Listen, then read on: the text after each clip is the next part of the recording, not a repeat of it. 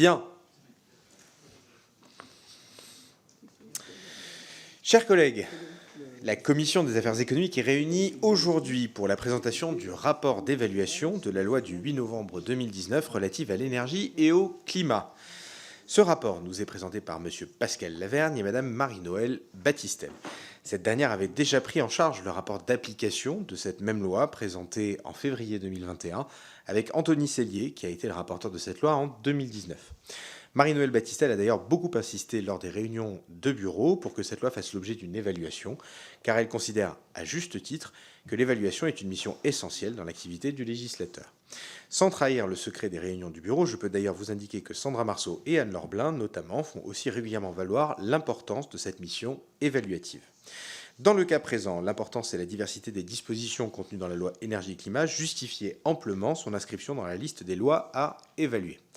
En effet, cette loi contient, entre autres, la fixation d'un nouvel objectif structurant, l'atteinte de la neutralité carbone à l'horizon 2050, les dispositions prévoyant une loi quinquennale fixant les objectifs de la politique énergétique nationale, la fameuse loi de programmation sur l'énergie et le climat, tant réclamée actuellement, des mesures de lutte contre la fraude aux certificats d'économie d'énergie, et je n'aurai garde d'oublier les augmentations de puissance des concessions hydroélectriques. Comme nous le diront nos rapporteurs, seules les dispositions relatives à la rénovation énergétique des bâtiments ne pouvaient pas être véritablement examinées à ce stade, car elles ont été profondément remaniées par la loi climat et résilience. Les rapporteurs ont néanmoins eu largement matière à travailler sur les autres articles du texte. L'état d'avancement de leurs travaux, qui vous a été transmis la semaine dernière, le montre amplement, de même que leurs 23 propositions. Madame et monsieur les rapporteurs, vous avez la parole. Monsieur Lavergne. Merci, Monsieur le Président. Merci, Madame la rapporteure, ma chère Marie-Noëlle, mes chers collègues. Il n'aura échappé à personne que les sujets liés à l'énergie sont au cœur de l'actualité de notre agenda législatif depuis plusieurs mois maintenant. Dans ce contexte, nous vous présentons notre rapport d'évaluation de la loi relative à l'énergie et au climat, promulguée en novembre 2019. Je remercie donc notre collègue Marie-Noëlle Battistel d'avoir proposé d'évaluer une telle loi auprès du bureau de notre commission, 3 ans après son adoption. La loi énergie-climat est une loi structurante pour notre politique énergétique. Ces 69 articles traitent de sujets majeurs. J'aurai l'occasion d'y revenir dans quelques instants. C'est notamment cette loi qui a créé, à l'initiative des députés, une loi quinquennale sur l'énergie et le climat dont nous devons débattre cette année. Alors que nous avons adopté en début d'année une loi relative à l'accélération des énergies renouvelables et que le Sénat et l'Assemblée nationale ont trouvé la semaine dernière un compromis en commission mixte paritaire sur le projet de loi d'accélération du nucléaire, la présentation de notre rapport intervient donc à un moment crucial pour notre politique énergétique. Pour réaliser ce travail, nous avons mené près de 25 auditions durant 5 mois. Nous tenons à remercier l'ensemble des acteurs pour leurs riches contributions et nous tenons également à remercier Aude Ménoré, notre administratrice, et l'ensemble des administrateurs de cette commission qui nous aident grandement dans cette mission. Nous remercions également Madame la ministre de la Transition énergétique d'avoir bien voulu conclure ce cycle d'audition. Même s'il brosse l'essentiel des dispositions de la loi, ce rapport n'a pas vocation à l'exhaustivité, en particulier car de nombreuses dispositions dans la loi énergie-climat ont été remaniées dans la loi climat et résilience, puis dans la loi sur l'accélération des énergies renouvelables. Pour ma part, je me focaliserai sur les objectifs climatiques de la loi de programmation, ainsi que sur la fermeture des centrales à charbon, tout en concluant d'un mot sur les dispositions relatives au logement et aux certificats d'énergie. La loi énergie-climat a modifié et complété les objectifs de politique énergétique fixés par la loi de transition énergétique pour la croissance verte de 2015. Il faut le dire, la marche est encore haute pour parvenir à atteindre l'objectif de neutralité climatique à l'horizon 2050. Nous devons poursuivre nos efforts, en particulier sur la réduction de notre dépendance aux énergies fossiles. La consommation énergétique primaire de charbon a baissé de 44% entre 2012 et 2021, alors qu'elle doit atteindre 66% cette année. Selon la programmation pluriannuelle de l'énergie, celle du gaz n'a baissé que de 3,4% sur la même période, alors qu'elle doit atteindre moins de 10% en 2023. L'accroissement de la part des ENR dans notre mix énergétique est aussi indispensable, alors que la France n'a pas atteint l'objectif de 23% de la consommation finale d'énergie en 2020. La loi d'accélération des énergies renouvelables devrait être, sur ce point, un véritable pas en avant Enfin, nous souhaitons que soient inclus dans des objectifs de sobriété dans la prochaine loi de programmation d'énergie-climat, dans la continuité du travail mené cet hiver par le gouvernement. Je viens précisément à la future loi de programmation énergie-climat, dite LPEC. Cette loi, créée par la loi énergie-climat, permet aux parlementaires d'être au cœur de la définition de la stratégie énergétique de la France. La première LPEC devait être adoptée avant le 1er juillet 2023. Elle devra ensuite être renouvelée à un rythme quinquennal. Il n'aura échappé à personne que l'objectif du 1er juillet 2023 ne sera pas tenu. La Première ministre a annoncé le dépôt du projet de la loi à l'automne. Nous souhaitons donc que cette nouvelle échéance annoncée soit respectée. La programmation pluriannuelle de l'énergie qui en découlera devra être elle aussi adoptée dans les meilleurs délais. Je rappelle que désormais, cette PPE doit être compatible avec les objectifs de la loi LPEC. Il sera important que l'étude d'impact du projet de la loi restitue avec précision l'important travail de concertation qui a été mené par le gouvernement dans le cadre de la stratégie française pour l'énergie et le climat. Il nous semble également opportun que le Haut Conseil pour le climat puisse produire un avis sur cette loi. En cohérence avec le souhait de réduire la dépendance de la France aux énergies fossiles, la loi énergie-climat a aussi consacré la fermeture de 4 centrales à charbon qui sont encore en fonctionnement sur le territoire métropolitain. On s'en souvient, nous avons voté dans la loi pouvoir d'achat la réactivation temporaire de la centrale de Saint-Avold pour des raisons tenant à notre sécurité d'approvisionnement. Nous saluons la mobilisation des salariés qui ont alors répondu présent pour revenir y travailler. Par ailleurs, RTE, Réseau Transport d'énergie, a jugé indispensable également le maintien en activité de la centrale de Cordemais jusqu'en 2024, voire 2026, pour des raisons de sécurité d'approvisionnement de l'ouest de la France notamment. Cela ne doit absolument pas remettre en cause nos objectifs climatiques. La fermeture de ces centrales, c'est aussi des conséquences pour les salariés de celles-ci. On est là au cœur des politiques d'accompagnement social nécessaires à une transition énergétique réussie.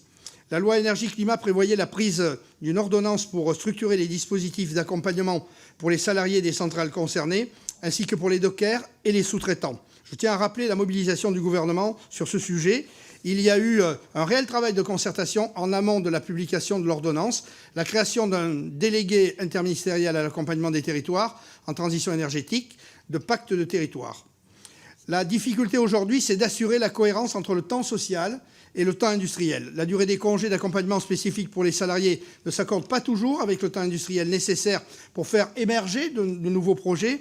Je pense ici plus précisément aux centrales de Saint-Avold et de Gardanne, exploitées par Gazelle Énergie. Nous appelons donc à un suivi scrupuleux sur ce point de la part des pouvoirs publics, en adaptant, si nécessaire, les dispositifs de soutien. J'en termine d'un mot sur les dispositions liées à la rénovation énergétique. Point positif, la loi énergie-climat a posé les premiers jalons en la matière. Ils ont été largement complétés et remaniés par la loi climat et résilience. C'est aussi ce qui rend notre travail d'évaluation un peu prématuré. Par exemple, l'interdiction des pires passoires thermiques à la location n'a pris effet qu'en janvier dernier. Et je rappelle que nous avons par ailleurs une mission d'information commune en cours avec la Commission développement durable sur ces sujets qui pourra en effet approfondir ce point. Par ailleurs, la loi énergie-climat avait renforcé les dispositifs de lutte contre la fraude des certificats d'économie d'énergie en créant des contrôles qui doivent être réalisés soit par le demandeur lui-même, soit par un organisme accrédité. Ces contrôles doivent être complémentaires à ceux menés par le pôle national des certificats d'énergie et non pas à conduire à une minoration de ces derniers. Sur les sanctions proprement dites, le plus efficace semble encore être le name and shame, c'est-à-dire lorsque l'on nomme les entreprises ayant fraudé en publiant cela au journal officiel. Il est cependant clair que beaucoup reste à faire, en particulier en amont de la chaîne de travaux de rénovation, en durcissant les critères de l'octroi à la qualité RGE, reconnu donc garant de l'environnement. Je vous remercie de votre attention et je laisse désormais la parole à notre collègue Marie-Noëlle Battistel. Merci beaucoup, monsieur le rapporteur. Madame la rapporteure, c'est à vous. Merci, monsieur. Attends, il faut que j'y... Merci, Monsieur le Président, Monsieur le rapporteur, cher Pascal, chers collègues. Ce rapport d'évaluation fait suite à un premier rapport d'application de la loi, vous l'avez précisé, Monsieur le Président, sur laquelle j'avais travaillé avec mon collègue Anthony Cellier début 2021. Cette présentation sera pour moi l'occasion d'insister sur 2 points qui me tiennent particulièrement à cœur, les concessions hydroélectriques et l'Arenh, 2 sujets qui ont d'ailleurs largement occupé les travaux de la commission d'enquête sur les raisons de la perte de souveraineté énergétique de la France. Et je pense que ce ne sont pas les membres de cette commission qui vont me contredire, y compris le rapporteur Antoine Armand. Comme l'a dit mon collègue, ce rapport intervient à un moment crucial de notre agenda législatif, après le vote des lois ENR et bientôt de la loi nucléaire, et avant le dépôt de la loi de programmation énergie-climat tant attendue. Je me permets à ce stade de réitérer mes regrets, comme beaucoup d'entre vous ici, je pense, que les choses aient été faites à l'envers de toute logique. Il aurait été évidemment pertinent de commencer par la loi de programmation qui fixe les objectifs et de poursuivre par les lois qui nous donnent les moyens de les atteindre. Je ne peux évidemment qu'abonder dans le sens de mon collègue sur la nécessité que le gouvernement dépose rapidement cette loi de programmation dont l'obligation est faite par la loi de 2019 que nous évaluons aujourd'hui. La loi énergie-climat comprend un certain nombre de dispositions relatives aux énergies renouvelables, dont l'hydroélectricité. Son article 43 devait permettre de faciliter le suréquipement des concessions hydroélectriques. Cet article, que j'ai suivi de près sur cette disposition que j'avais souhaité introduire, n'a toujours pas été mis en œuvre et nous l'avions déjà souligné en 2021 lors de la mission d'application. Il aura donc fallu plus de 3 ans pour identifier plusieurs freins qui viennent juste d'être levés dans la loi de finances 2023 et dans la loi ENR. Premièrement, l'augmentation de puissance impliquait le paiement d'une redevance complémentaire alors que ce n'était pas nécessaire au regard du droit de la commande publique. Elle vient donc d'être supprimée. Deuxièmement, il a été précisé que le suréquipement peut aussi s'appliquer sur les modifications de faible montant et que l'augmentation se fait sans modification du contrat de concession. Courant mars, 7 dossiers d'augmentation de puissance avaient été déposés pour instruction. Je regrette l'inertie du gouvernement à ce sujet que je n'ai cessé de dénoncer. Il aura fallu attendre ces 3 années pour que les choses avancent un peu. À l'heure où notre sécurité d'approvisionnement en énergie est menacée, il est fondamental que tous les leviers dont nous disposons pour garantir celle-ci soient activés. C'est une bonne chose que les blocages aient été levés en droit, mais force est de constater que tout n'est pas résolu concrètement et qu'aucun dossier à ce stade n'a abouti. Pour permettre l'augmentation de puissance sans modifier le contrat de concession, la modification doit être inférieure au double seuil de 5,5 millions d'euros et de 10% du montant initial de la concession. Or, l'administration semble avoir une interprétation restrictive de ces critères, sans déduction, par exemple, des coûts de pompage pour les projets de STEP. C'est un sujet qui est récurrent, qui revient très régulièrement, et sur la prise en compte de l'inflation, ce qui est pénalisant notamment pour les investissements éloignés de la date d'origine des concessions. Il est donc grand temps que ces dossiers aboutissent dans la période où l'on recherche toute source de production supplémentaire. Donc nous sommes d'accord avec mon collègue pour dire qu'il faut mettre le turbo, comme on pourrait le dire de manière vulgaire. En réalité, ces difficultés sont directement liées à une autre problématique, celle du renouvellement des concessions hydroélectriques sur laquelle nous sommes toujours bloqués face à la demande de l'Union européenne depuis 2019, date à laquelle la France s'était engagée à mettre en concurrence les ouvrages arrivés à échéance de concession. Nous avons réussi à prolonger celle du Rhône, et c'est une très bonne chose. Nous appelons donc la France à redoubler d'efforts pour défendre le modèle hydroélectrique français auquel, je le sais, nous sommes tous ici attachés. Pour finir sur les énergies renouvelables, une bonne nouvelle, le bac à sable réglementaire de la CRE, créé par l'article 61 de la loi énergie-climat, fonctionne plutôt bien. Il permet à des projets de déroger à titre expérimental au droit en vigueur lorsqu'ils sont au service de la transition énergétique et des réseaux et infrastructures intelligents. Plusieurs expérimentations ont trait à des projets pour améliorer la flexibilité des réseaux, ce qui est bienvenu à l'heure où la part des ENR dans notre mix s'accroît et doit s'accroître encore. Il est cependant nécessaire d'anticiper la question du retour au droit commun pour sécuriser les acteurs lorsque la dérogation n'est finalement pas pérennisée en droit. J'en viens maintenant au sujet de l'Arenh. L'article 62 de la loi énergie-climat a modifié ce dispositif créé par la loi NOM de 2010 sur deux aspects essentiels. Le premier concerne la répartition des compléments de prix qui sont dus par les fournisseurs en cas de différence entre le volume demandé au guichet et le volume auquel la CRE constate qu'ils y ont droit ex post. Le but était que les fournisseurs formulent des demandes les plus cohérentes possibles avec leurs droits. Nous insistons donc fortement sur ce point, d'autant plus que l'écrêtement est pris en compte dans le calcul des tarifs réglementés de vente. Deuxièmement, la loi énergie-climat a relevé le plafond de l'Arenh pouvant être cédé par EDF de 100 à 150 TWh, mesure contre laquelle je m'étais fortement opposée, tout en révisant la méthode de fixation de son prix afin qu'il puisse être tenu compte de l'évolution de l'indice des prix à la consommation et de l'évolution du volume global pouvant être cédé, en attendant toujours le décret qui doit préciser les modalités de calcul des coûts d'EDF. Ce relèvement du plafond, présenté comme un outil de protection du consommateur, est un coût supplémentaire porté à EDF. Il n'a heureusement été utilisé qu'une fois en 2022, où le plafond a été relevé à 120 TWh, pour un coût quand même de approximativement 8 milliards d'euros pour EDF, alors même que la production était de moins de 300 TWh pour 400 TWh de production à l'origine du dispositif. Donc moins de production, plus de ponction. Dans la loi pouvoir d'achat, nous avons abaissé ce plafond de 150 à 120 TWh, ce qui est toujours trop, mais qui peut être considéré comme une évolution, et voté un relèvement du prix de l'Arenh de 42 à 49,5 euros du mégawatt, relèvement qui n'est toujours pas mis en œuvre, car, nous dit-on, nous sommes tributaires de la réponse de la Commission européenne. Tout cela rappelle une fois de plus à quel point l'Arenh est dysfonctionnelle. Heureusement, ce dispositif prend fin en 2025 et nous souhaitons impérativement qu'il soit tenu compte et anticiper toutes ces failles dans la construction du nouveau mécanisme de régulation du nucléaire, s'il y a. On ne peut pas continuer ainsi à dépouiller EDF sans être plus exigeant sur les bénéficiaires de ce dispositif. Et nous souhaitons évidemment que tout cela soit débattu au Parlement. Les fournisseurs alternatifs se sont évidemment largement emparés de l'Arenh. Nous demandons, dans un souci de transparence, à ce que la liste de ceux qui demandent et obtiennent de l'Arenh soit rendue publique. La CRE a publié en ce début d'année les bénéficiaires sur le dernier guichet. C'est une bonne chose.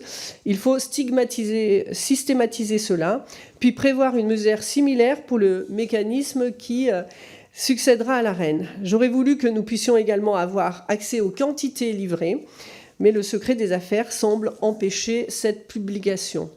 Plus généralement, nous souhaitons durcir les obligations à l'encontre des fournisseurs alternatifs, notamment s'agissant de leur obligation de couverture de long terme sur les marchés. Dès la fin de l'année 2021, lors des débuts de hausse de prix de l'énergie, certains ont fait faillite, abandonnant leurs clients. La loi énergie-climat prévoit d'ailleurs la désignation d'un fournisseur de secours en électricité pour remédier à cela. La désignation a été faite à titre provisoire. Il faut désormais désigner un fournisseur de secours pérenne afin de sécuriser le consommateur. J'en finirai d'un mot sur les tarifs réglementés de vente pour rappeler que c'est la loi énergie-climat qui supprime ceux du gaz pour les particuliers à compter de juillet prochain et qui a restreint ceux de l'électricité aux particuliers et aux très petites entreprises sous le seuil des 36 kW. Il est indispensable d'accompagner du mieux possible les consommateurs de gaz dans ce changement fondamental, notamment en maintenant le bouclier tarifaire gaz jusqu'à la fin de l'année, alors même que c'est la première fois qu'un tarif régulé disparaît pour les particuliers. Sur la question des tarifs réglementés de vente de l'électricité, le sujet est brûlant d'actualité et je ne reviendrai pas sur la position qui est la mienne sur cette question. Je rappellerai simplement que la crise a montré à quel point ils sont un outil indispensable de protection du consommateur. Avant de clore cette intervention, je souhaiterais également apporter mes remerciements à notre administratrice Aude Ménoré qui nous a accompagnés de manière excellente dans l'élaboration de ce rapport. Je vous remercie. Merci beaucoup, Madame la rapporteure, Monsieur le rapporteur, Madame l'administratrice. Merci beaucoup pour ce travail. Je vais donc prendre maintenant les orateurs de groupe. Vous connaissez le principe. 4 minutes de dialogue et d'échange avec vous. Jusqu'à 3 minutes grand maximum par orateur, histoire de laisser à minima 1 minute à nos rapporteurs pour pouvoir répondre et échanger avec vous. On commence tout de suite avec Madame Nicole Lepé, Renaissance. Merci, Monsieur le Président, chers collègues rapporteurs. Au nom des députés du groupe Renaissance, je tiens à vous remercier pour la qualité du travail effectué, tant par le nombre d'auditions conduites et de contributions écrites que par la profondeur du rapport, surtout sur ce sujet. L'évaluation de cette loi est nécessaire au regard de l'année 2022, marquée par une crise énergétique importante, avec une forte hausse des prix de l'électricité et du gaz. Parvenir à la neutralité climatique est une obligation pour notre ambition en matière de transition écologique, mais aussi un impératif de souveraineté. Ces travaux d'évaluation couvrent les principaux enjeux de la loi et formulent plusieurs constats et recommandations utiles afin d'orienter la réflexion parlementaire en vue de l'examen de la première loi de programmation relative à l'énergie et au climat. L'étude de ce texte permettra d'ajuster nos ambitions nationales pour permettre d'atteindre les objectifs de politique énergétique fixés au niveau de l'Union européenne, au travers du paquet ajustement Objectif 55. Et en ce 9 mai, journée de l'Europe, je souhaite souligner la position de l'Union en tant que chef de file dans la lutte mondiale contre le changement climatique, avec un cadre cohérent et équilibré qui fournit des objectifs communs en matière de climat, qui assure une transition juste et équitable. Votre travail montre que certains secteurs affirment déjà pouvoir atteindre des objectifs plus ambitieux que ceux actuellement fixés par le Code de l'énergie. Au regard de ce rapport, vous soutenez la sobriété en tant que composante à part entière de la politique énergétique française. Alors une question, ainsi, quels objectifs de sobriété souhaiteriez-vous voir apparaître dans la prochaine loi de programmation énergie-climat ? Je vous remercie. Merci beaucoup. On n'a pas mis le compteur, mais on était parfaitement dans les temps. Qui souhaite répondre ? Madame la rapporteure ou monsieur le rapporteur, l'un de vous deux, comme vous le souhaitez. Allez, j'y vais, Marie-Noëlle complétera. Bon, je dirais que les Français se sont appropriés les mesures gouvernementales, les mesures également qui ont été préconisées par toutes nos collectivités territoriales, les travaux qui ont été faits dans plein de communes. Moi, vous savez, je sillonne ma circonscription. Beaucoup de communes ont changé leur luminaire avec l'accompagnement d'ailleurs de l'État et des DETR ou du Fonds vert. Je crois que chacun s'est approprié ces mesures de sobriété, y compris les particuliers, les entreprises également. Les comportements sont complètement différents et sont beaucoup mieux acceptés que dans le passé. Moi, j'ai été maire. Je sais qu'à une époque, dire qu'on allait éteindre l'éclairage public pendant la nuit, c'était accepté par personne. Aujourd'hui, c'est compris, c'est vécu correctement et ça a été fait vraiment vite, avec une concertation et une compréhension totale. Je crois qu'il y aura la nécessité de faire un peu une étude d'impact un peu pour pouvoir évaluer ce qui a été fait jusque-là de façon naturelle, souple et vécu correctement par tout le monde, à mon sens.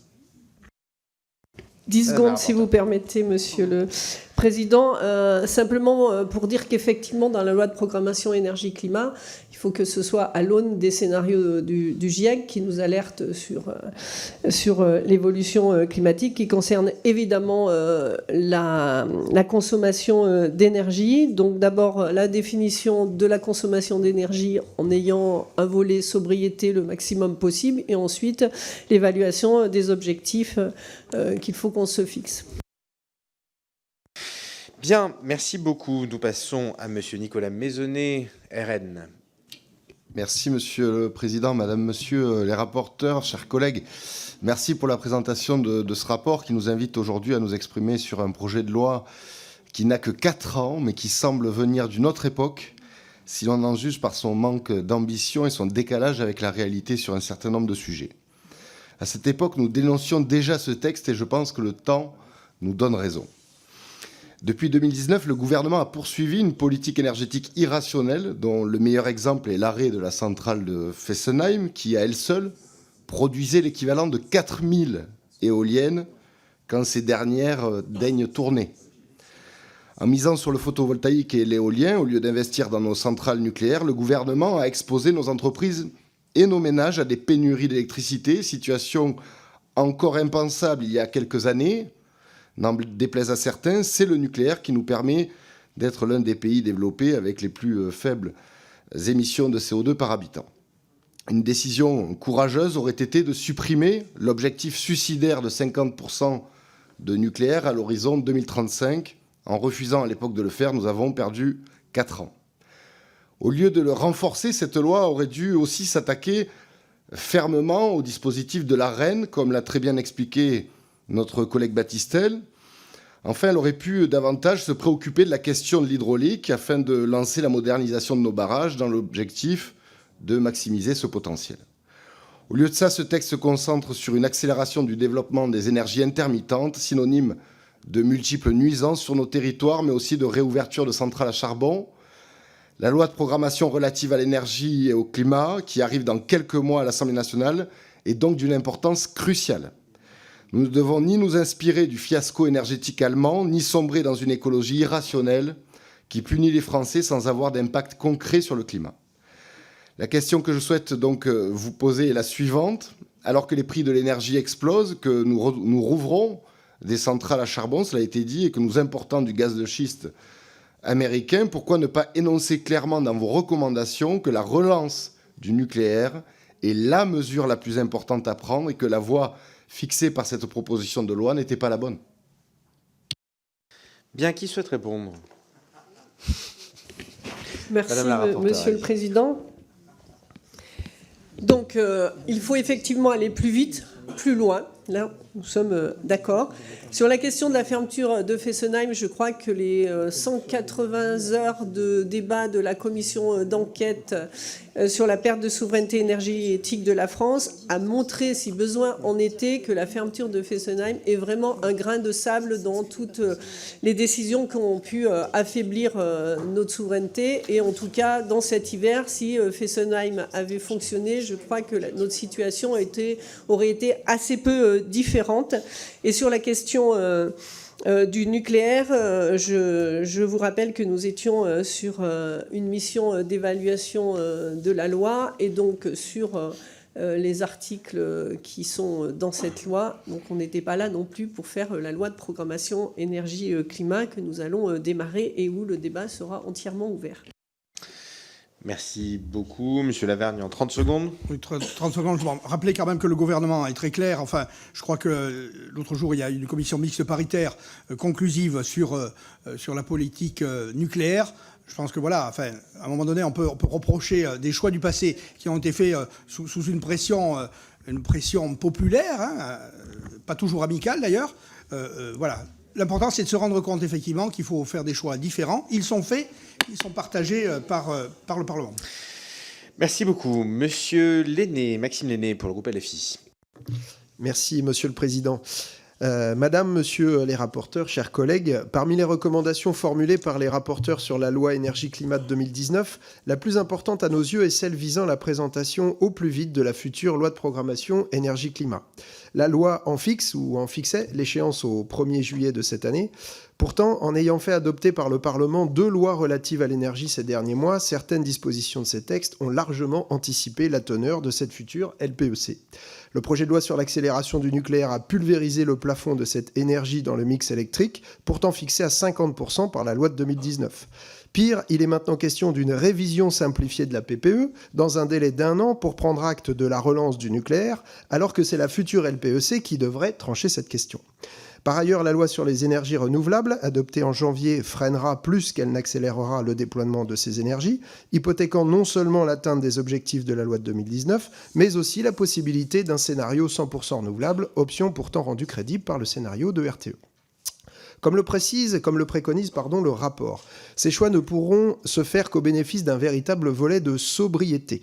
C'est à ce prix que nous pourrons diminuer les gaz à effet de serre. Or, force est de constater que les objectifs en la matière définis par la loi ne sont quasi jamais atteints depuis 2019, alors que le dernier rapport du GIEC ne nous donne plus que 3 ans pour agir.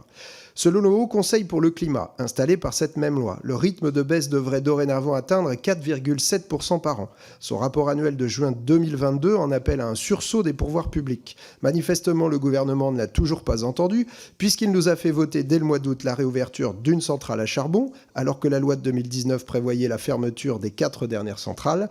Il a également engagé l'installation d'un nouveau terminal méthanier.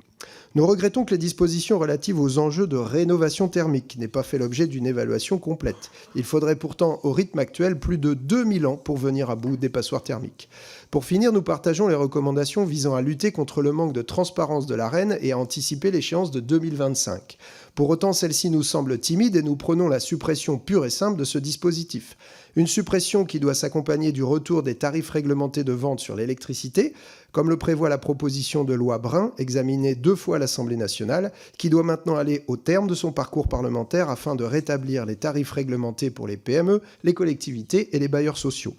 Alors que vos préconisations se bornent à appeler un suivi minutieux de la situation des consommateurs résidentiels concernés par la fin des tarifs réglementés du gaz, tout en préconisant d'attendre la fin des difficultés actuelles liées au prix de l'énergie avant de poursuivre le développement des offres à tarification dynamique, c'est-à-dire de pur marché, pensez-vous que ces propositions seront suffisantes pour répondre aux difficultés des usagers?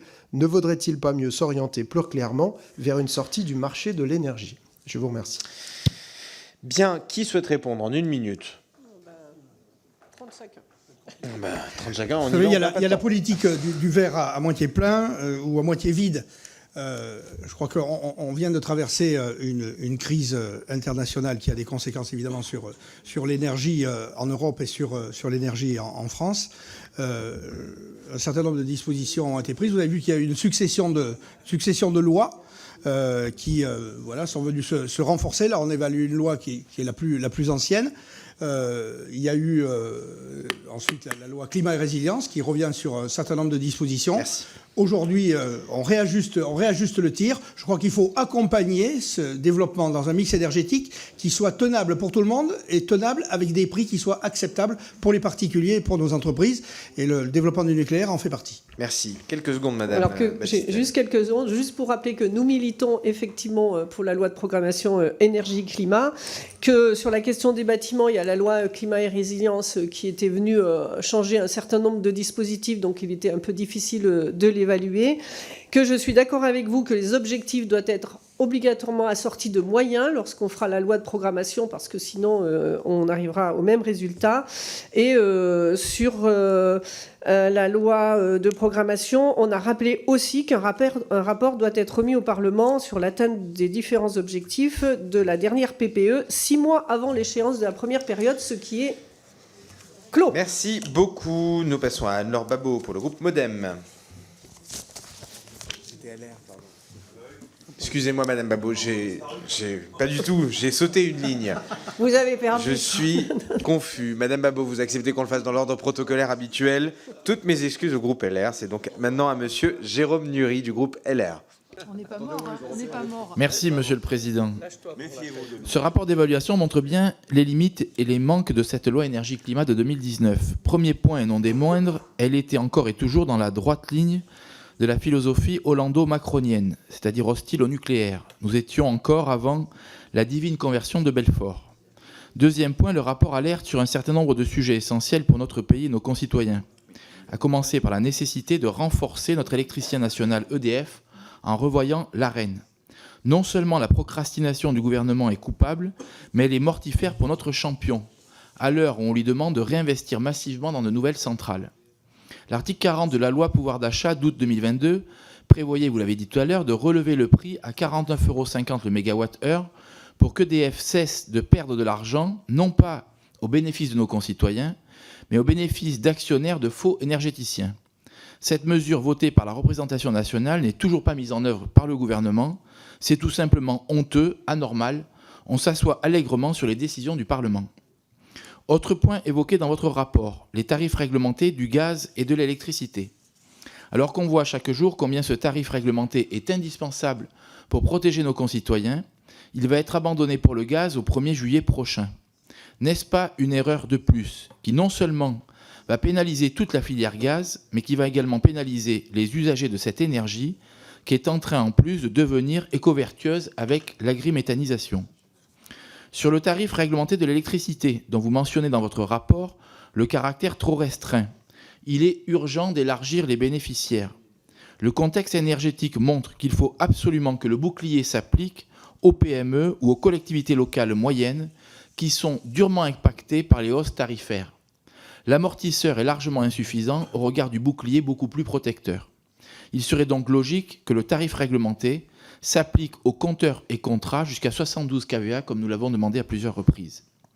Bref, ce rapport démontre une fois de plus que nous votons, nous légiférons, nous amendons, souvent dans le vide ou pour rien. Et sur ce sujet de l'énergie plus que sur d'autres encore, c'est regrettable car il s'agit du quotidien de nos concitoyens.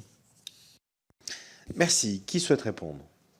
Vous avez le temps pour le faire tous les deux, si on tient dans les 4 minutes. Madame Battistel. J'ai beaucoup débordé, donc je laisse parler. Non, simplement un petit clin d'œil à mon collègue Jérôme Nury sur la lignée hollandisme-macronisme et ensuite son intervention sur l'Arenh. Je voulais juste rappeler que l'Arenh a été initiée en 2010 et donc sous le sarkozysme. Et que effectivement, je suis très heureuse aujourd'hui qu'on en voit les effets négatifs. Et en fait, chacun doit reconnaître les erreurs du passé et surtout s'en servir pour pouvoir construire un dispositif demain qui n'a pas ses travers. Et j'espère que nous saurons construire cela pour que cela bénéficie évidemment aux consommateurs particuliers, aux entreprises et aux collectivités. Et donc sur cela, nous sommes d'accord. Sur la deuxième question, j'ai un trou. Vous avez un trou? La deuxième question. C'était les TRV. Les TRV gaz.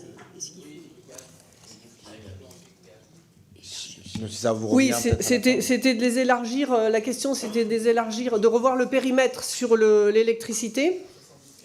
Voilà, pareil, hein, c'est aussi ce que nous défendons d'ailleurs dans l'hémicycle il n'y a pas très longtemps. Et puis sur le gaz, je crois qu'on a aussi signifié les manques et les points de vigilance qu'il faut avoir. Bien, Monsieur Lavergne, on arrive au bout, peut-être que vous prenez la prochaine. Je vous propose de passer à Madame Anne-Laure Babot du groupe Modem. C'est à vous, chers collègues. Merci, Monsieur le Président. Madame la rapporteure, Monsieur le rapporteur, l'un des points fondamentaux évoqués dans votre rapport est celui de la rénovation thermique des bâtiments. Nos concitoyens se saisissent peu des aides à la rénovation parce qu'elles sont trop nombreuses et les démarches complexes. Vous soulignez qu'il est encore tôt pour tirer des conclusions sur ces mesures. Néanmoins, l'urgence sur les problématiques logement est telle que nous pourrions d'ores et déjà acter une simplification des dispositifs, avec moins d'aides, mais plus efficace. Par ailleurs, j'aimerais vous interroger sur l'opportunité d'organiser un couplage autour des énergies renouvelables, associer projets éoliens en mer et production d'hydrogène. Est-ce qu'une stratégie existe en la matière ? Est-ce qu'une concertation est prévue entre les acteurs privés et les pouvoirs publics afin d'organiser au mieux cette production décarbonée ? Enfin, je souhaiterais évoquer la place de l'expertise climatique dans les débats au sein de notre Assemblée.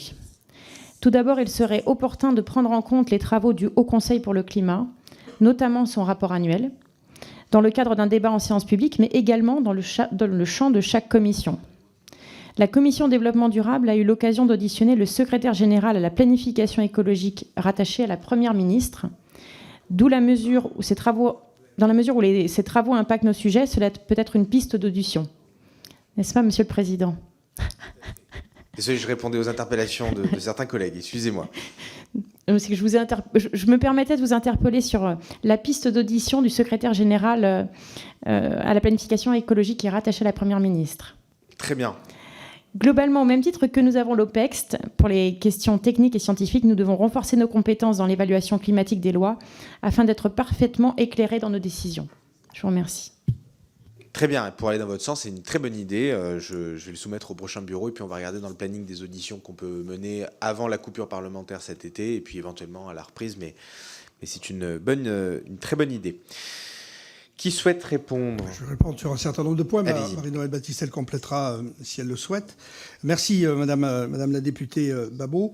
Effectivement, la problématique de rénovation des bâtiments énergétiques a été au cœur en fait, des échanges que l'on a eus avec toutes les organisations que nous avons auditées. Je me rappelle notamment de celle de la Fédération du bâtiment, qui dit combien également techniquement c'est extrêmement complexe, combien juridiquement c'est également extrêmement complexe à mettre en œuvre. Pourtant, il y a des gisements effectivement d'économie d'énergie extrêmement puissants. Il faut vraiment qu'on reprenne ce sujet. Il y a un certain nombre de recommandations qui ont été faites en mettant des précautions pour ne pas également contrevenir au droit constitutionnel de la propriété, notamment en faisant comment on avait appelé ça, Marie-Noëlle Battistel, des séquestres sur les ventes, voilà, comme pour l'assainissement. Voilà, il y a un problème de constitutionnalité qui avait été soulevé en séance à l'occasion de l'examen de ce texte. Voilà, il faut sans doute revoir ce dispositif. Concernant l'hydrogène, effectivement, il y a de belles opportunités. Les auditions que nous avons menées ont montré que les acteurs demandent de la lisibilité et une vision sur la filière hydrogène pour la valoriser au mieux. On a sans doute beaucoup à travailler là-dessus. Bien, Madame Battistel. Peut-être 10 secondes, Monsieur le Président, pour noter la demande de notre collègue sur l'évaluation climatique des lois, à laquelle j'adhère totalement. Et je trouve que c'est une excellente idée que de reproduire ce qu'on fait à l'OPEX. Merci beaucoup. Je vous propose de passer à Dominique Potier pour le groupe socialiste. Merci, Monsieur le Président. Moi, une fois n'est pas coutume, j'aurais une question pour vous. Est-ce que vous pouvez nous donner une lisibilité sur l'examen de la loi climat, programmation climatique, telle qu'elle va se dérouler à l'automne? C'est la loi qui le prévoit. On a certaines inquiétudes. On va savoir la forme et l'agenda. Si vous pouvez nous éclairer, ce serait très bien. Moi, je voudrais saluer les rapporteurs qui trop embrassent mal les trains. Vous avez choisi des dossiers clés, stratégiques, pour évaluer cette loi complexe et très étonnante à laquelle nous avons participé. Moi, je voudrais me concentrer, suivant votre leçon, je voudrais me concentrer sur un seul sujet. Je m'adresse particulièrement à Marie-Noëlle Battistel sur la question des régimes des concessions hydroélectriques. Est-ce que vous pourriez nous dire, dans votre esprit, quel est le bon agenda ? Quel est le bon outil pour garantir la permanence de l'investissement public, la continuité de l'investissement public sur ces barrages qui ont besoin parfois de travaux et d'investissements importants? L'incertitude actuelle, le fait qu'on hésite, qu'on ne tranche pas cette question-là, handicape notre potentiel de production à l'heure où nous n'avons plus jamais besoin. Quel est le bon régime d'adaptation au droit européen? Est-ce que c'est un régime, est-ce que c'est une quasi-régie, un régime d'autorisation? Est-ce que vous pouvez être plus précise que vous n'avez pu l'être tout à l'heure? Enfin, quelles leçons en avez-vous tirées sur les enjeux d'énergie renouvelable? Est-ce que, comme pour l'hydroélectricité, nous devons être en mesure de garantir un juste partage de la valeur et une maîtrise publique des investissements et du sol? Avez-vous tiré des leçons de votre passion pour l'hydroélectricité, pour le soleil et le vent? Merci. Alors, ce qui concerne la question qui me concerne, je prends le temps d'écouter tous les orateurs groupes. Je vous dirai 2-3 mots à la fin peut-être, mais je vais laisser d'abord les rapporteurs s'exprimer et les orateurs de groupe le faire également. Qui souhaite répondre? Je vais évidemment laisser la parole à la passionnariat de l'énergie hydroélectrique, Marie-Noëlle, qui m'a beaucoup acculturé d'ailleurs sur le sujet. Oui, merci, chers collègues. Donc, oui, je vais répondre à mon collègue Potier. Alors, sur le régime des concessions, quel est le pas de temps? J'ai envie de dire, c'est urgentissime, puisque nous sommes à peu près, je crois que j'ai produit mon premier rapport en 2013, donc ça fait 10 ans. Alors, la réussite que nous avons eue, c'est d'effectivement qu'il n'y ait aucune concession qui ait été mise en concurrence, et ça, c'est déjà une première victoire de notre combat. Mais le revers de la médaille, c'est qu'effectivement, le manque de visibilité ne permet pas des investissements suffisants qui pourraient nous permettre d'augmenter notre capacité de production des énergies hydrauliques. Sur la question de l'exemple de l'hydraulique sur les autres énergies renouvelables pour la question du partage de la valeur, oui, effectivement, l'hydroélectricité a été la première énergie renouvelable où on a construit un modèle concessif, mais qui pourrait être aussi sur un autre régime d'autorisation, par exemple sur d'autres ENR, et avec des cahiers des charges et des redistributions vers les collectivités, qui est vraiment un modèle très vertueux, qu'on peut encore améliorer, mais qui, à mon avis, est à dupliquer sur les autres énergies renouvelables. Et pour ce qui concerne L'incertitude, l'urgentité de l'investissement. Oui, j'ai insisté aussi sur le point de la mise en œuvre très rapide des autorisations d'augmentation de puissance de l'hydroélectricité. Ça contribue aussi à développer de la puissance supplémentaire sans gros investissements et de manière immédiate. Donc là, il y a vraiment urgence à agir et j'incite évidemment le gouvernement à redoubler de rapidité. Merci beaucoup. Je vous propose de passer à Thierry Benoît pour le groupe Horizon. Merci, Monsieur le Président. Madame la rapporteure et Monsieur le rapporteur, la loi énergie-climat consacre le Haut Conseil pour le climat. Et c'est finalement un dispositif ou une structure qui s'ajoute à ce qui existe déjà. On avait l'ADEME, on a la Direction générale de l'énergie et du climat, on a la Direction de l'habitat, de l'urbanisme et du paysage. Enfin, on a beaucoup d'acteurs. Et je note que dans votre rapport, vous faites observer qu'il serait bien que ce Haut Conseil pour le climat se voit doté de moyens supplémentaires. Il manque déjà d'argent. Première question, est-ce qu'il vaut mieux envoyer des crédits pour le Haut Conseil pour le climat ou alors plutôt ventiler des crédits pour les agences locales à l'énergie dans les territoires afin d'expliquer aux habitants et de dénouer tout le magma de dispositifs d'aide qui existent. Les C2E, MaPrimeRénov', l'éco-PTZ, les habitants sont perdus. Et je trouve que s'il y a des moyens supplémentaires à déployer, ce n'est pas pour une structure parisienne qui va nous tirer des grands rapports remis au gouvernement et à partir duquel le gouvernement va nous faire des préconisations à nous, Parlement, il va nous faire un bilan de ce qu'il a fait et de ce qui reste à faire, mais c'est plutôt d'agir au niveau local avec les agences locales à l'énergie. C'est ma première observation. Le deuxième point, ça a été relevé par ma collègue du MoDem, c'est le magma des aides. C'est une embrouillamini, les gens sont totalement perdus. Entre les certificats d'économie d'énergie, MaPrimeRénov' et les éco-PTZ, les gens s'y perdent. Et il y a vraiment matière à dénouer tout ça. Et enfin, la dernière question, je reviens au C2E. C'est un dispositif que personnellement je trouve génial. Il y a d'un côté les obligés, ceux qui sont obligés de contribuer au fond des certificats d'économie d'énergie, genre Total et consorts. Et puis il y a les bénéficiaires, les ayants droit. Ce sont nos concitoyens qui voudraient procéder à des dispositifs donc, de rénovation. Comment on peut éviter les tricheries, parce que vous avez décelé des fraudes. Qu'est-ce qu'on peut faire pour, un, éviter les tricheries, et deux, surtout, sanctionner? Merci. Merci. Qui souhaite répondre? Monsieur Lavergne. On va se partager la réponse.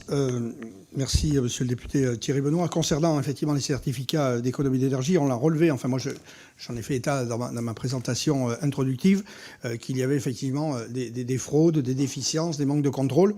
Effectivement, nous appelons évidemment la vigilance du gouvernement pour mettre en place des dispositifs qui permettent de bien vérifier la solidité de ceux qui conseillent, la solidité de ceux qui font les travaux. Trop de choses ne sont pas faites comme il faut.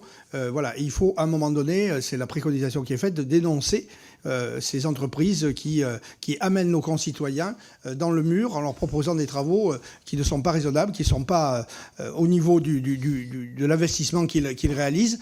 Et donc voilà, il y a vraiment une vigilance très, très précise que nous avons mis en évidence. Concernant les subventions, le magma dont vous avez parlé, effectivement, c'est également ce qui a été relevé par un certain nombre d'organisations que nous avons auditées. Ils souhaitent effectivement qu'on ait une lisibilité à plusieurs années sur les dispositifs d'aide qui soient lisibles, simples, efficaces et portés par tout le monde sur l'ensemble des territoires. Bien. Un complément, Madame Battistel? Juste sur le Haut Conseil au climat, peut-être, son rôle, c'est aussi la qualité, c'est l'indépendance et son domaine d'expertise. Et je rappelle que le Haut Conseil au climat peut s'auto-saisir ou être saisi par le gouvernement sur les textes de loi, ce qui me paraît quand même important. Et si on a relevé le manque de moyens, c'est qu'aujourd'hui, l'étendue de leur mission est difficilement atteignable avec les moyens qu'ils ont. Merci beaucoup. Je vous propose de passer à Madame Julie Laernous du groupe écologiste. C'est à vous. Pardon, il y a une complexité dans les micros. Voilà. On m'informe, c'est l'autre qu'il faut que je prenne. Juste pour rajouter aux remarques qui ont déjà été faites que, effectivement, dans le contexte dans lequel on est aujourd'hui, le fait qu'il y ait un rapport d'évaluation sur la loi énergie-climat tombe à point nommé. Maintenant qu'on a enfin une idée précise du calendrier d'examen de la future loi de programmation quinquennale sur l'énergie et le climat, les remarques et les choses que vous avez trouvées dans ce rapport pourront alimenter aussi bien nos débats stratégiques que nos orientations énergétiques à venir. Néanmoins, on tient quand même à souligner le grand désordre énergétique dans lequel s'inscrit cette mission et ce rapport, et ce malgré l'extrême urgence des multiples crises auxquelles nous avons été confrontés ces derniers mois. En effet, si le gouvernement n'avait pas tout précipité, saucissonné et désordonné sur cette question centrale, les conclusions et les recommandations que vous nous présentez aujourd'hui auraient pu servir pour éclairer notre Assemblée et donc à nous permettre de mieux légiférer sur les projets de loi d'accélération des énergies renouvelables et d'accélération du nucléaire. Cela étant dit, les enseignements de votre rapport restent utiles. Certes, ils ne sont pas une surprise pour nous en tant qu'écologistes et ils viennent en grande partie confirmer les précédents travaux de contrôle de cette loi. Ils ont néanmoins le mérite de rappeler encore que nous devons largement rehausser nos efforts si nous voulons respecter les objectifs à 2030 et atteindre la neutralité carbone en 2050. En effet, et vous l'évoquez dans votre rapport, la définition de ces objectifs, en complément de ceux fixés par la loi relative à la transition énergétique pour la croissance verte, nous ont permis de fixer des perspectives claires pour l'État et les différents acteurs du secteur. Mais comme vous le soulignez aussi, au regard de l'insuffisance de certaines trajectoires, nombreux de ces objectifs ne pourront être atteints sans un effort majeur et des mesures complémentaires, notamment pour réduire notre dépendance aux énergies fossiles et augmenter la part des énergies renouvelables d'ici 2030. Pour lesquels nous accusons un sérieux retard qui ne pourra être résorbé par la seule petite loi qui vient d'être adoptée. Fixer des nouveaux objectifs législatifs plus ambitieux afin de garantir l'atteinte de la neutralité carbone en 2050, c'est l'ambition de la loi de programmation quinquennale sur l'énergie et le climat. Mais comme vous, dans nos recommandations, nous considérons qu'il est dorénavant indispensable d'adosser des réels moyens financiers nécessaires pour réellement concrétiser cette trajectoire bas carbone. Il ne suffit plus uniquement d'adopter des objectifs. C'est d'ailleurs une proposition que nous avons défendue à plusieurs reprises lors des examens des textes financiers à l'automne dernier. Compte tenu des enjeux, nous vous rejoignons également sur la nécessité de tenir l'échéance de l'automne 2023 pour l'examen de cette loi de programmation, tout en prenant en compte les conclusions des concertations publiques, mais aussi celles du Haut Conseil pour le climat. Point essentiel de la trajectoire, pour toute trajectoire sérieuse de diminution des émissions de gaz à effet de serre, le fait que vous n'avez pas, et vous l'expliquez dans votre rapport, réellement regardé l'efficacité énergétique et la sobriété nous paraît néanmoins un point à vérifier, même s'il y a, il est vrai, une commission d'enquête en cours au Sénat et une mission d'information de nos deux commissions ici et développement durable sur notamment la rénovation.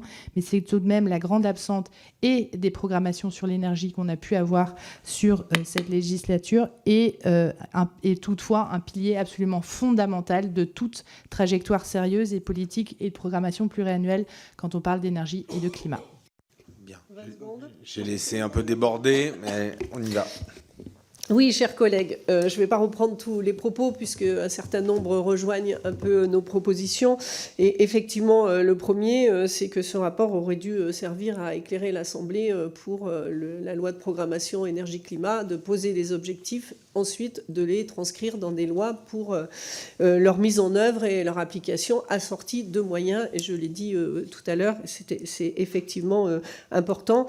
Mon collègue l'a dit dans la première partie du rapport, on a aussi insisté sur la nécessité de rehausser nos efforts en matière d'énergie renouvelable et de tout dispositif visant à décarboner. Sur la sobriété et le manque dans ce rapport, effectivement, on n'a pas pu balayer l'ensemble des dispositions de ce texte qui était quand même très dense, mais on a évidemment à l'esprit que la sobriété est un enjeu majeur aujourd'hui avant toute programmation énergie-climat. Bien, merci beaucoup. Je vous propose de conclure avec M. Paul Molac du groupe IOT. Merci, Monsieur le Président. Chers collègues, donc, merci pour ce travail qui permet en tout cas d'évaluer une partie de la loi. Je vais juste livrer à votre sagacité, dans les 7 derniers jours, en fait, la production d'électricité, 4% pour le fossile, 26% pour les énergies renouvelables et 70% pour le nucléaire. Donc, dans cette énergie, les renouvelables, si vous voulez, 11% pour l'hydraulique, 7% pour le solaire et 7,5% pour l'éolien. Donc je pense que tout le monde est d'accord pour qu'il y ait une diversification. Alors faire encore plus de nucléaire quand on est déjà à 70%, ça revient quand même à mettre tous ses œufs dans le même panier, à mon sens. Mais bon. Et juste un autre chiffre qui me paraît important. Le dernier appel d'offres sur de l'éolien en mer a été gagné par EDF à 45 € du mégawatt. Donc 45 € du mégawatt, là on est sur l'arène à peu près, d'après ce que je vois, quasiment. Donc c'est effectivement pas cher, comme quoi l'éolien en mer, ça peut être pas cher. Alors juste, est-ce que vous pourriez éclairer un peu ma lanterne, je ne sais pas si vous l'avez fait, sur l'hydrogène? Donc la façon, comment vous la voyez s'intégrer un peu dans notre mix global et dans notre diversification? Parce que l'hydrogène, il faut d'abord une préparation, si vous voulez. Il faut d'abord produire soit de l'électricité, puisque si on veut qu'elle soit verte, autrement, on peut en faire aussi, mais ce n'est pas forcément du vert dans ce cas-là. Alors, qui souhaite répondre? Je vais répondre très rapidement sur l'hydrogène. Je l'ai dit tout à l'heure, je ne sais pas, monsieur le député, si vous étiez là, mais effectivement, l'hydrogène, les acteurs nous ont demandé d'avoir de la lisibilité. Quand on est en attente de textes européens également pour préciser un certain nombre de choses, il y a urgence à le faire, mais il y a urgence partout, je dirais, dans tous les domaines. Donc il faut vraiment que la concertation puisse se faire, qu'on éclaircisse ce problème et qu'on colle à la réglementation européenne, qu'on appelle de nos voeux. En tout cas, que les acteurs appellent de nos voeux, parce qu'il y a des leviers extrêmement importants. Madame Battistel, un complément? Non, c'était bon. Non, simplement peut-être sur la première partie de votre intervention, effectivement, la question de l'équilibre du mix énergétique est important et en tout cas, moi, à titre personnel, je le soutiens. Bien, on a terminé. Monsieur Molac, si vous souhaitiez. Oui, non, je voulais juste rajouter qu'effectivement, l'hydraulique qui est chère à Madame Battistel était à 11% et que ça reste encore une énergie importante et qui est pilotable comme énergie renouvelable, ce qui n'est pas forcément le cas des autres, où là, on a plus de difficultés, en tout cas pour le moment. Bien. Merci beaucoup. On a terminé avec les orateurs, mais je voulais quand même prendre 2 secondes pour répondre à Monsieur Potier, puis avoir la discussion de façon assez libre entre nous sur le sujet. J'ai bien noté une appétence de beaucoup de groupes politiques d'avoir une loi de programmation énergie-climat et de voir ce débat-là arriver à l'Assemblée et une loi arriver prochainement. Je crois que le gouvernement a donné quelques jalons sur la publication de cette loi à l'automne, avec des jalons intéressants qui ont été donnés. Je ne sais pas quelle va être l'organisation du gouvernement avant la publication de ce futur éventuel projet de loi. Ça, c'est une question qu'il faut plutôt poser à Agnès Pannier-Runacher et à Matignon, mais je pense qu'il va falloir concerter. Parce que même si on est tous très heureux d'avoir une loi programmation énergie et climat, je ne suis pas sûr qu'on partage tous exactement le contenu de cette future loi. Et en contexte de majorité relative, il faut qu'elle soit adoptée, cette loi de programmation. Et donc j'imagine qu'il va y avoir des travaux de consultation qui vont permettre d'essayer de voir quelles sont les lignes rouges de chacun des groupes, parce que la majorité relative seule ne peut pas faire passer cette loi.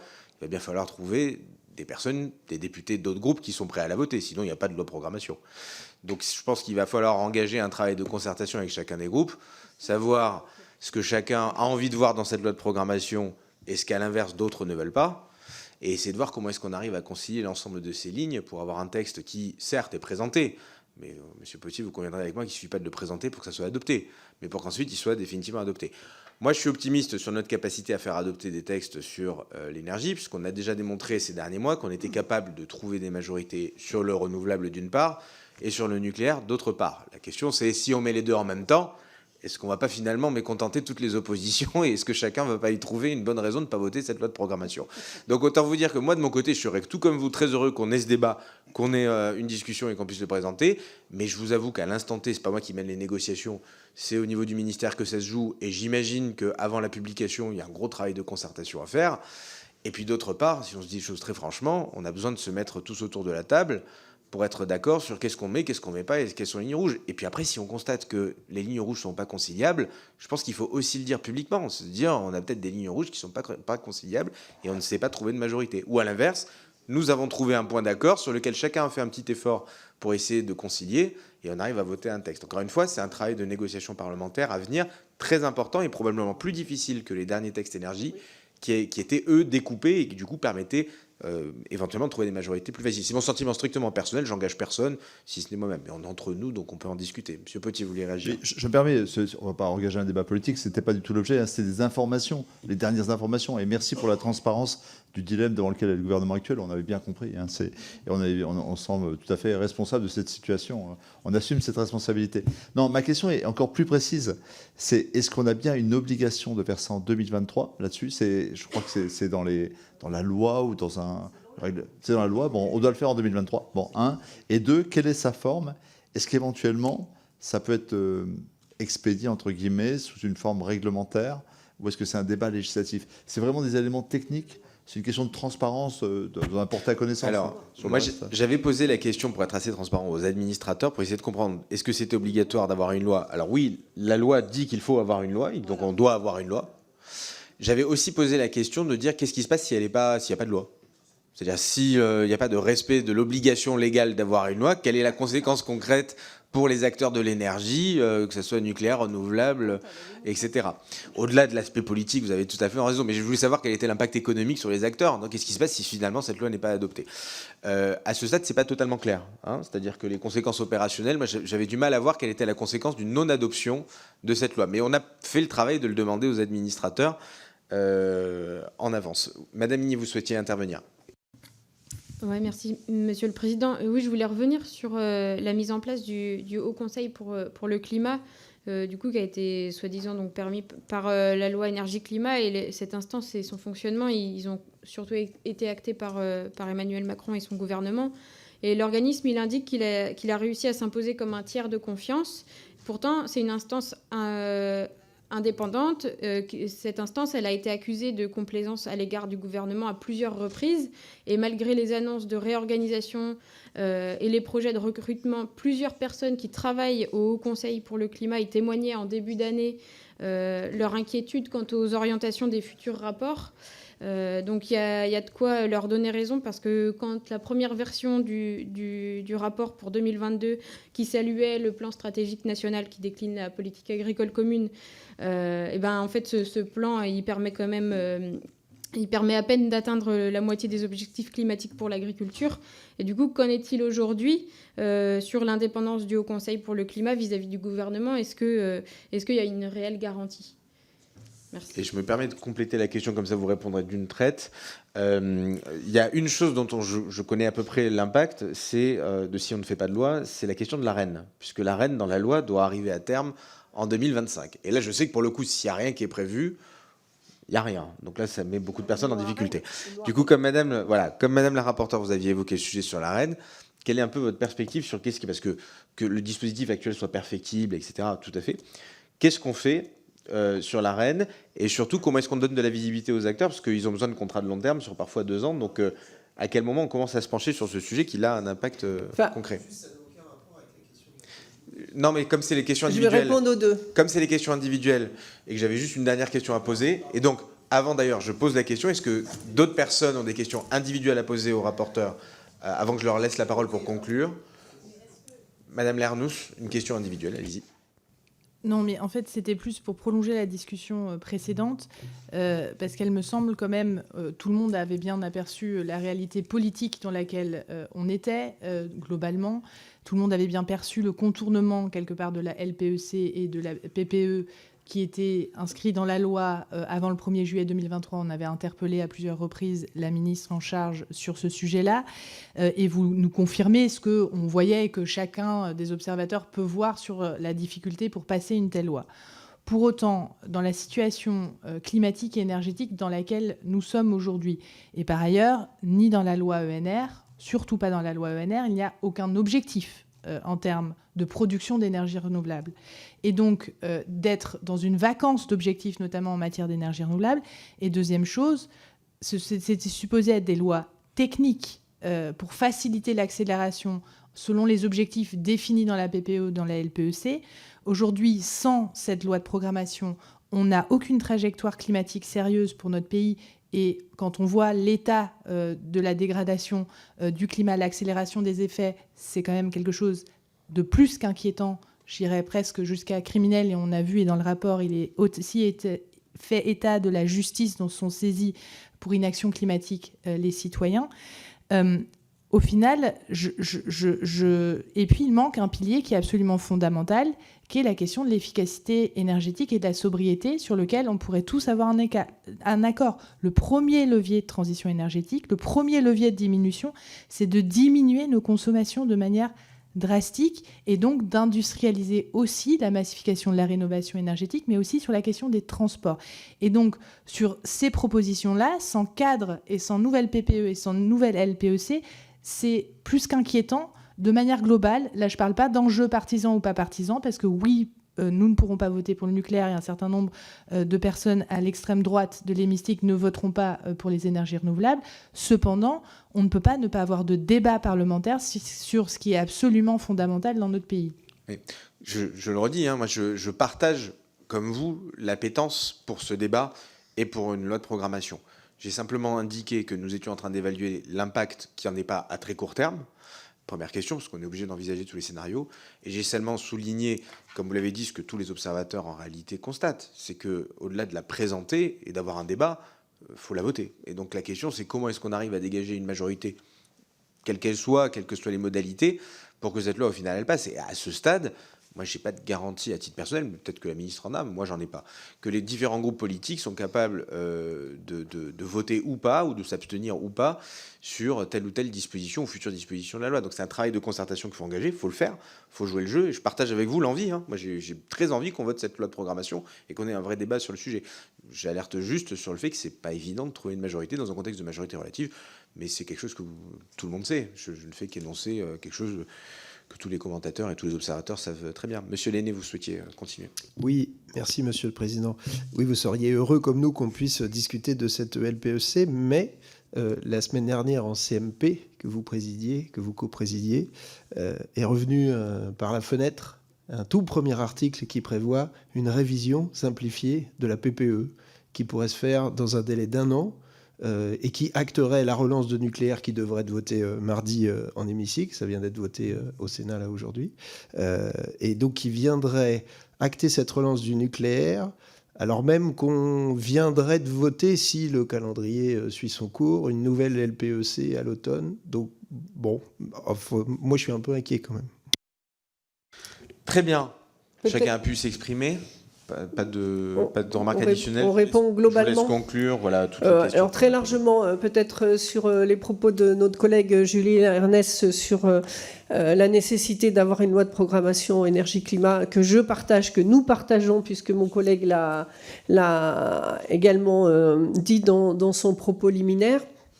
Moi, je crois que ce serait extrêmement dommageable de ne pas en avoir une, parce qu'on ne pourra pas fixer des objectifs de long terme, on ne pourra pas fixer des trajectoires, et la question de l'équilibre politique, il est à trouver, il est à discuter, il est à concerter, et il est à trouver le chemin, mais en tout cas, je pense qu'on ne peut pas s'en exonérer, et c'est pour ça que nous souhaitions l'inversion du calendrier, mais une fois qu'on a dit ça, maintenant qu'on y est, et nous souhaitions aussi que les deux lois ENR et nucléaire ne soient pas des lois de programmation, parce que nous souhaitons vraiment qu'il y ait inscrit dans le long terme ces objectifs. Et donc, voilà, j'ose espérer qu'il n'y aura pas de retour en arrière et que nous aurons bien cette loi. Sur le Haut Conseil au climat, alors sur la question du président, sur l'AREN, qu'est-ce qui se passe si on n'a pas de loi? On peut toujours faire une loi AREN, mais en tout cas, parce que je ne suis pas très sûre que dans la loi de programmation, ce soit... finalement l'objet de ce dispositif, ou en tout cas de la création de ce nouveau dispositif, auquel, je le répète, j'estime que nous devons être associés à l'élaboration de ce nouveau dispositif, et dans l'attente, il faut être beaucoup plus exigeant pour que les fournisseurs alternatifs se couvrent mieux, ce qui n'est pas forcément le cas aujourd'hui.